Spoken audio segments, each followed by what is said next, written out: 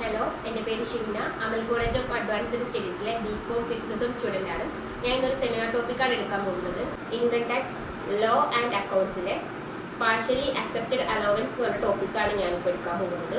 Partially accepted allowances means certain allowances given to employees are only partially taxable. This category includes allowances which are accepted up to certain limit specified in income tax rules. അതായത് partially accepted allowance എന്ന് പറഞ്ഞു കഴിഞ്ഞാൽ കുറച്ച് tax കൊടുക്കേണ്ടി വരും, എന്നാൽ കുറച്ച് tax കൊടുക്കേണ്ടി വരില്ല. അത്തരം അലോവൻസസിനെയാണ് പാർഷ്യലി അക്സെപ്റ്റഡ് അലോവൻസ് എന്ന് പറയുന്നത്. അതിൽ വരുന്നതാണ് ഹൗസ് റെൻറ്റ് അലോവൻസസ്, അതുപോലെ entertainment allowances, special allowances. House rent allowances an allowances granted to a person by his employer to meet expenditure incurred on payment of rent in respect of residential accommodation occupied by him. അതായത് house rent അലോവൻസസ് എന്ന് പറഞ്ഞു കഴിഞ്ഞാൽ ഒരു എംപ്ലോയിക്ക് rented അക്കോമഡേഷൻ്റെ cost meet ചെയ്യാൻ വേണ്ടി കൊടുക്കുന്ന allowance ആണ് HRA എന്ന് പറയുന്നത്. അതായത് സാലറിക്ക് പുറമെ എംപ്ലോയിക്ക് കൊടുക്കുന്ന ഒരു ഫിക്സഡ് അലോവൻസ് ആണ് ഹൗസ് റെൻറ്റ് അലോവൻസ് എന്ന് പറയുന്നത്.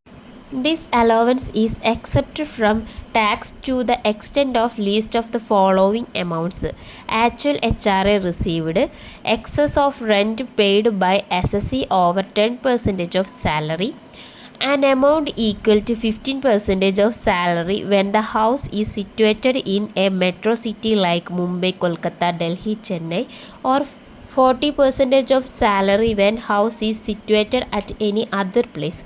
എന്താണെന്ന് വെച്ച് കഴിഞ്ഞാൽ നമ്മൾ HRA എങ്ങനെ കാൽക്കുലേറ്റ് ചെയ്യുന്നതെന്ന് വെച്ച് കഴിഞ്ഞാൽ 3 എമൗണ്ട്സ് നമ്മൾ രേഖപ്പെടുത്തി വയ്ക്കുക. അവയിൽ ഏറ്റവും കുറവ് വരുന്നത് ഏതാണോ അത് നമ്മളുടെ എമൗണ്ടിൽ നിന്നും ഡിഡക്റ്റ് ചെയ്ത് ബാക്കി വരുന്ന എമൗണ്ടിന് മാത്രം ടാക്സ് പേ ചെയ്താൽ മതി. ഫസ്റ്റത്തെ വരുന്ന എത്ര രൂപയാണ് HRA കിട്ടിയത് എന്ന് രേഖപ്പെടുത്തുക. സെക്കൻഡ് എന്ന് പറയുന്നത് സാലറിയുടെ 10%നേക്കാൾ കൂടുതൽ എത്ര രൂപ റെൻറ്റ് കൊടുക്കേണ്ടി വരുന്നുണ്ട് എന്നുള്ളത്.